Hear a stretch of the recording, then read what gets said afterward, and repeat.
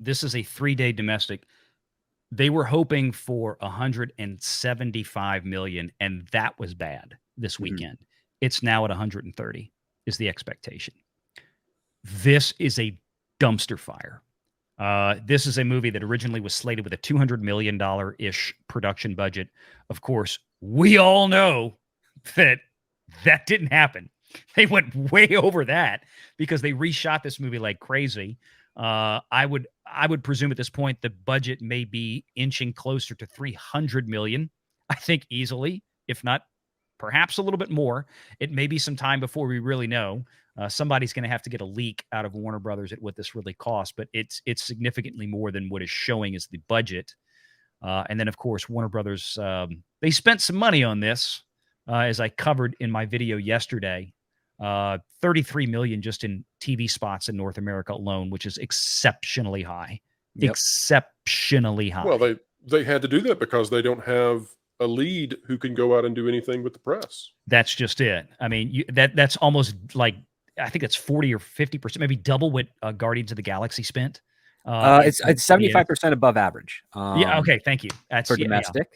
Yeah. Mm-hmm. The other part too is this is just part of. Listen, I know a lot of people want to put water on the fire that is DC and say that they're not the hot ticket item going for the future. Warner Brothers is well aware that this was going to happen for this movie. They're well aware it's most likely going to happen for Aquaman.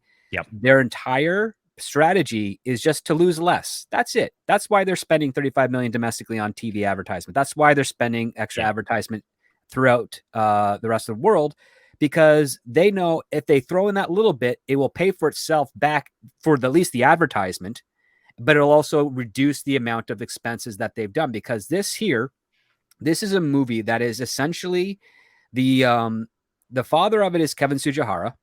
The mother, sadly, is Ann Sarnoff. And David Zaslav is the stepdad that's to come in and straighten this kid out, but essentially make sure he's disowned. That is the relationship of it. Yeah. And great Walter point. Hamada was the uncle in between with John Berg and Geoff Johns and all the other people that were involved, and the 4 directors prior to Andy Muschietti, where I am convinced after seeing this, I only think Andy has one scene that is 100% his, and that's when he loses the hot dog to the Flash that he cameos in.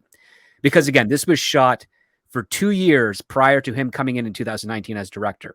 Mm-hmm. And a lot of that stuff was Michael Keaton stuff. And I'm pretty sure they'd also reshot some of Michael Keaton's thing as well for Andy to get sole directorial credit. But there's a lot in there that I can tell was probably done by somebody else. Having seen it, having seen Mama, having seen some of the other short films that Andy has done, he is either taking credit for someone else's work there, which is part of the contract, or he hasn't learned anything and in fact regressed as a filmmaker. And I don't believe that's the case for Andy. Hey, Tom. Yeah. So let me ask a weird question, I guess. And I think I know the answer to this, but I'm curious what you guys think. So this thing, if we look at the worldwide box office off the first weekend and we assume that 50% is going back to Warner Brothers, it made $75 million to go back into the coffers of Warner Brothers.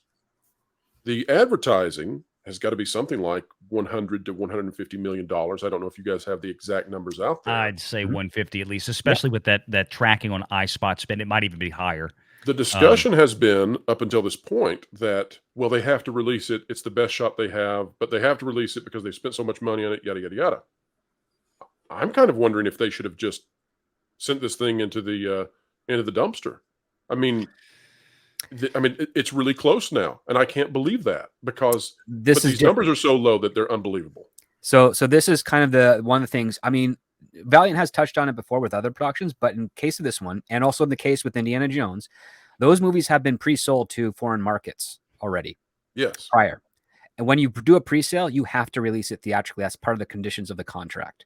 Unlike Batgirl, that was initially scheduled for an HBO Max release, and then at the last minute, they decided to do it into theatrical. But because they did it at the last minute, they couldn't pre-sell it for a theatrical release. Therefore, it gave them full reign to actually dump it off without any compromises to the rest of the company. Most studio films, especially tentpole films, are pre-sold, and that is why they go into theaters, and then they're quickly either pulled out within the 45-day, and if they do well, they get extended beyond the 45-day. That's just the nature of the game. Even independent films are pre-sold if they're going to have a theatrical market in order to secure funding. And then those are required to go into theaters. Now, the caveat to that is the theaters don't have to be the max amount of theaters. It doesn't have to be the 4,300 screens that traditionally tentpole films are. It just has to be whatever is the minimum threshold that was part of the initial pre-sale contract. So there was no way. Yeah, there was no way The Flash could not have been put in theaters or released without a significant penalty. But you're right. Exactly. Yeah. And that's what I was thinking. But then the question becomes, how long do they leave this thing out there to embarrass them? You know what? They know this is going to. They knew this was going to be embarrassment. If Zaslav is smart, he'll let this stay in theater beyond the 45 days so he can put to streaming and collect the most money to mitigate the actual losses. If he's dumb, he will pull it before the middle of next month. And I don't think he's going to do that. I think it's going to be going to the end of July. And then after that, we're going to see it on whatever streaming platform. I don't think it's going to be on HBO Max or Max. I think it's going to be distributed to something else first because you can get some more money on the licensing deals to that, which will go towards, against the back end. Because right now, Warner Brothers knows this year and probably most of next year is going to be a financial loss for them because they are completely changing gears. And right now the strategy is in order to hold on to, in order to not screw around with our investors, we just have to make sure whatever the stuff we know that's going to come out that's terrible loses a lot less than being what will most likely be a Buzz Lightyear, Elemental, Strange World fiasco. We're going to get to Elemental in just a minute. No, absolutely right. It's worse. Chris, your thoughts on this movie? I know you saw it, Script saw it. I just open floor here, sir. Review, talk about box office. Give me your thoughts on this film. Well, I'm surprised it did as poorly as it did, especially with the Michael Keaton Batman angle. But you know, there's a generation that could save it. What's that? I said not even that could save it. Not even that could save it, but it's interesting because, you know, Michael Keaton and Adam West were my Batmen, so to speak. I really grew to enjoy Christian Bale's performance.